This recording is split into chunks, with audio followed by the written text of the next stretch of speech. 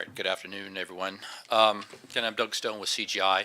So a brief introduction here. On CGI, we are a $10 billion global information technology and business process services firm.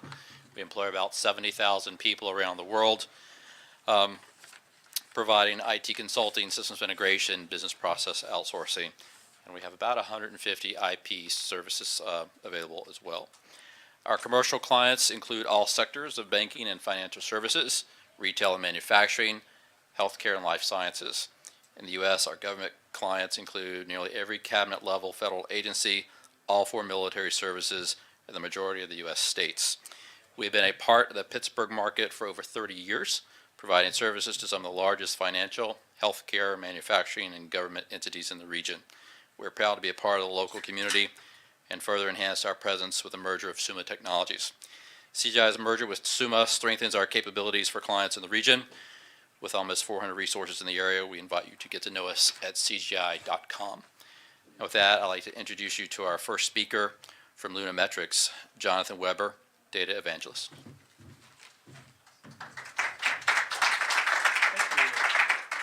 Hi, everybody. And so I'm going to talk about marketing today and big data. And I'm kind of excited to see that there's a lot of talk about marketing here today. Big data is something that, well, big data means a lot of things, right? But big data is something that often gets talked about from a perspective of financial fraud detection and manufacturing operational data and that sort of thing. And I think marketing is sort of an untapped data set for big data techniques, and that's what I want to talk about. So I'm from a company called Lunametrics. We're local to Pittsburgh, although we serve people all over the world, and we are a digital marketing consultancy. So we help companies understand digital marketing through data, and we really work on problems where data is important. So we're not a marketing agency. We're not an ad agency who creates ads that you put in the newspaper or online or things like that. We really look at data and use data to understand digital marketing.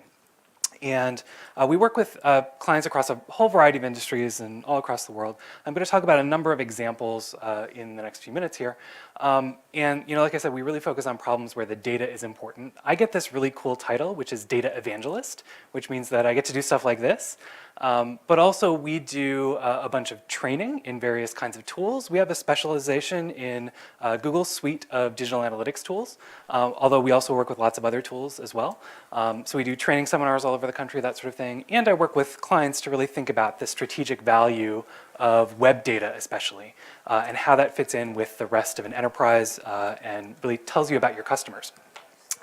So I want to talk about big data in marketing, right? And when I say that, the first thing that people often think of is retail, like Amazon, right? People who bought this also bought that. That's a classic big data kind of problem. But I don't want to think about retail. Our focus here today is really industries like manufacturing, healthcare, IT, that sort of thing. And that's not a straightforward retail transaction. This is Caterpillar is one of our customers. This is a mining truck. Those are sort of human scale stairs over on the left-hand side there. So that gives you an idea of the scale of this thing. Like those tires are taller than I am. So this is a really big piece of equipment. And it's not just come to our website and put in your credit card number and buy this thing, right? I don't know exactly how expensive these things are, but there's a lot of zeros in the price. And so it's not the kind of thing that you just, make a decision like a $40 pair of shoes. So it's a long decision. It's a complicated decision. And, in Caterpillar's case, they don't even actually sell these machines directly. They sell them through a network of distributors, right? So the actual sale doesn't even take place from Caterpillar. It takes place from someone else. So there's a long chain of activity between what actually happens on their website. If someone comes and looks at information about a machine, maybe comes back a number of times gathering information over a long sales cycle to decide whether to buy one of these things, and then eventually purchases one, but the purchase happens offline. It happens from an entirely different company that they have a relationship with, but they don't have a direct relationship with the customer. So how do we apply big data to this, and how do we use marketing data to inform a scenario like this? So this is one example, but I want to point out that this really is a whole class of problems related to any sort of transaction with a customer that isn't likely to happen online. And that covers sort of a whole bunch of different types of transactions. And I say transaction meaning sometimes a sale, but maybe sometimes some other kinds of interactions with customers too. We'll talk about a few different examples, some of which aren't actually sales necessarily. So these could be things that are really expensive, not the kind of thing that you're just going to buy on a whim, right? Or related to that, a complex decision, something you're going to do a lot of information gathering about before you make a decision to buy something. But among the other considerations that affect these sorts of products and these sorts of situations with customers would be situations that require some sort of human persuasion. So, just reading about the thing isn't enough. You really want to talk to a salesperson and, get more details and that sort of thing. Or, for that matter, often situations where physical presence is required or there are regulatory issues with selling things online. So, imagine, for example, opening a loan at a bank. That's, depending on your bank, often something you can apply for online. But ultimately, to actually, close that and get the loan, you're going to have to show up at a branch and sign some papers, or at the very least, fill out some papers and mail them in, that kind of thing. So there's a whole variety of reasons that go into why customers don't buy things online from these kinds of organizations. And in some cases, it may be possible to do some of these things online, but often it's the case that people don't want to, for a variety of these kind of reasons. So this covers a whole bunch of different industries and situations. And here's a suggestion of some examples. So a number of the things that we're talking about today, I mentioned manufacturing with Caterpillar already. I just mentioned banking, insurance. Those are both examples of things that are both complex decisions, but also there are a number of regulatory requirements and things like that that go along with those that provide hurdles to providing those things entirely online. But also, sort of venturing a little further afield, situations like universities. So someone applies to this master's degree program, right? And yeah, sure, maybe you can actually fill out the application online, but it's a long decision process to decide to do that, right? It's not, you don't just show up at a university website and say, yeah, I think I'll apply for this master's degree program today, right? It's something that a lot of thought goes into beforehand, before you decide to do that. And ultimately, getting accepted is something that happens offline, right? It doesn't happen on the website. You don't get an instant response saying, yes, you've been accepted. Probably you get interviewed and all sorts of stuff happens before you actually get accepted. And then you have to decide to actually enroll in the program, right? So these are all examples of situations like this where the ultimate transaction does not occur online. But there is lots of activity leading up to that may. And that may just be information gathering. In some cases, it might be early steps of actually completing the transaction, like filling out a contact form, filling out an application, things like that. But the ultimate transaction doesn't happen online. And these are just a few examples of some of the industries we're talking about. Other examples could be, well, enterprise software comes to mind. So, that's the sort of thing, if I'm just buying Microsoft Word for myself and paying $49 or whatever to subscribe, no big deal, right? But if I'm running an IT department and I'm, spending $500,000 on getting a site-wide license for the entire organization worldwide, that sort of thing, I probably want to talk to a salesperson about that and negotiate that contract and that sort of thing. It's not the kind of thing that I'm going to do online. So lots of organizations fall into these buckets. And so, what do their websites have in common? What do the websites of these kinds of organizations have in common? Well, the ultimate goal is to get somebody into a sales process, right? And again, I use the word sales process sort of loosely here. Maybe that's actually talking to a salesperson and getting them to sign a contract and make a purchase. Maybe it's something more like the university example where we're trying to have them talk to an admissions officer and persuade them to come. But the ultimate goal is to get them into some sales process, right? And there are sort of two precursor steps to that relate to our website. So first of all, we do all sorts of marketing to get people to our website, right? There's all kinds of digital marketing that we do, and for that matter, offline marketing that has our website on it, that we tell people about our website and that it exists and that they should go there for more information, right? So all sorts of ways that we direct people to our website. And then once they're there, there's all sorts of information on that website, but the ultimate goal of that website is to get contact information from people to put them into this sales funnel, right? Is to say, for them to say, okay, I'm interested, tell me more. have someone get in touch with me and let's continue this process, right? So there's sort of two precursor steps here before the sales funnel. So, the sales funnel, we already understand how that works with salespeople and all of that. I'm going to focus on the first two steps here and say, what can we do with data to help fill in that sales funnel? What can we do with data about digital marketing and about websites to help fill up that sales funnel? And the goal here is to maximize the number of leads, but it's to maximize the number of well-qualified leads, right? We don't just want to maximize the number of leads. I could really cheaply get you a bunch of leads really quickly, but I guarantee that they're all going to hang up on your salespeople. We want good leads. We don't want to waste the salespeople's time with leads that aren't well-qualified. And so our objective is to maximize the number of well-qualified leads, right? Get lots of good quality leads.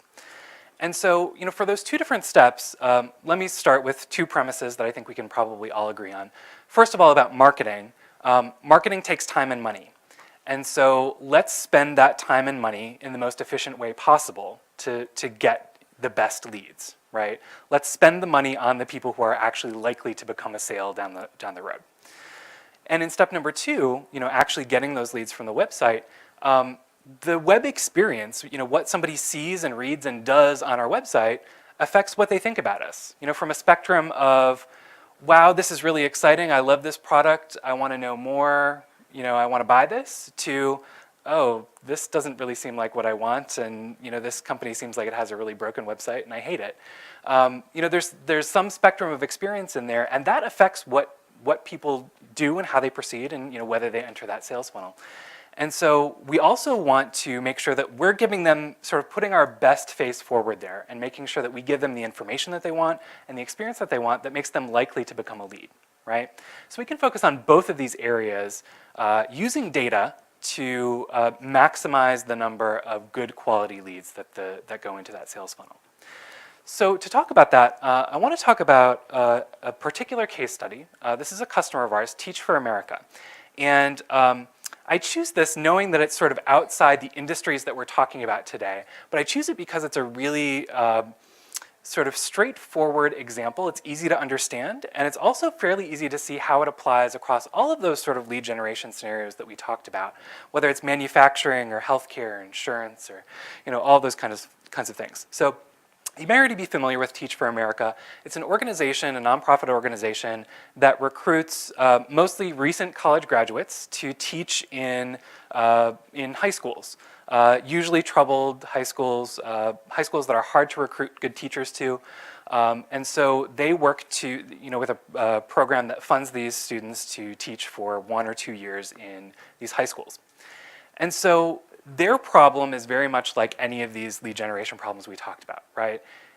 They want to get people to apply on their website, but ultimately, they only accept some of those people into the program, and then some proportion of those actually enroll. And in their situation, they don't have a problem getting applicants. They get plenty of applicants. In fact, in a typical year, I think the number is somewhere around 10%. They accept about 10% of the applicants that they get.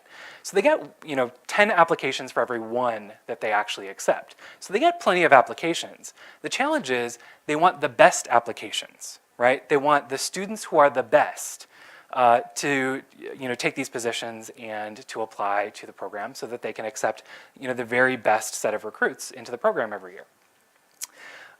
And so their situation is we want to attract the best people, and we have a limited amount of marketing time and money to spend on that, right?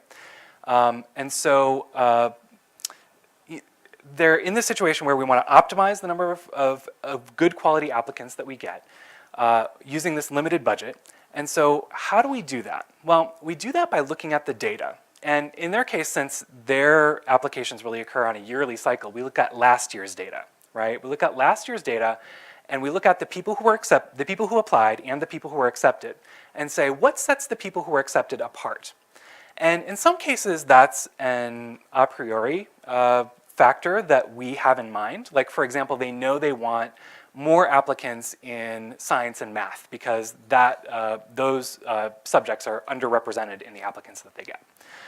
But other times, we're going to use the data to tell us who we're looking for, right? So we're going to look at the behavior of all of these applicants last year and say, what do they have in common? And what do the successful applicants have in common? What type of information did they look at on the website? How did they interact with us? All of those sorts of things. Now, of course, there's lots of information we can't know about people. There's a lot that goes into a decision like this, a decision to apply for a program like this, that happens in someone's head, and they say, like, do I want to move to another city? And, do I really want to do this for 2 years? And is it worth the student loan credits that I get to do this? And all sorts of thought process that goes into this. So, that's data that we can't directly get to. And there's also, offline interactions with these students that we have some information about. So outside their website, for example, we know if they came to a campus job fair where Teach for America was and talked to them, those sorts of things. But there's lots of data that we have about how they interact with us online, how they interact with our marketing, like emails that we send out to them, social media, those sorts of things, and how they interact with the content of our websites. And so what we want to do is sort them into audiences based on that data. I won't get into the technical details here, but if you're curious, I'm happy to talk about that offline. And we target the people who are most likely to apply and, most importantly, most likely to actually be accepted into the program. We spend our marketing dollars on the people who we know are likely to be accepted, right?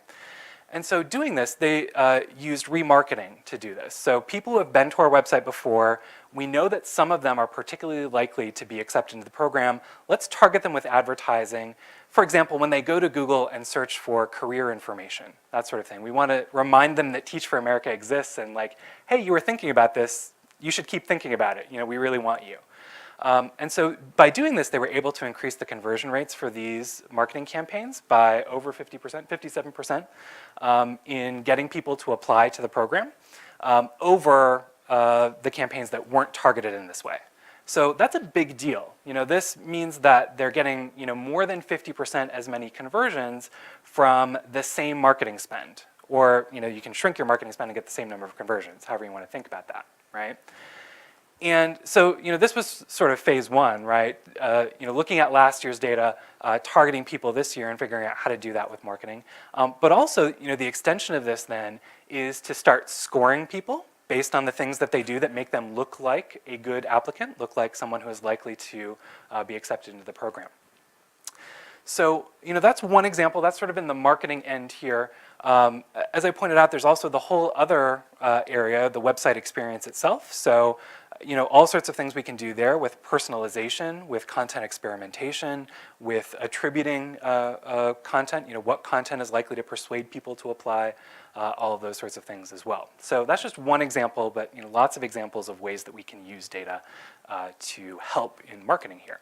So what does this require? Well, for one, you need good digital data, right? You need good measurement of your website and your digital marketing.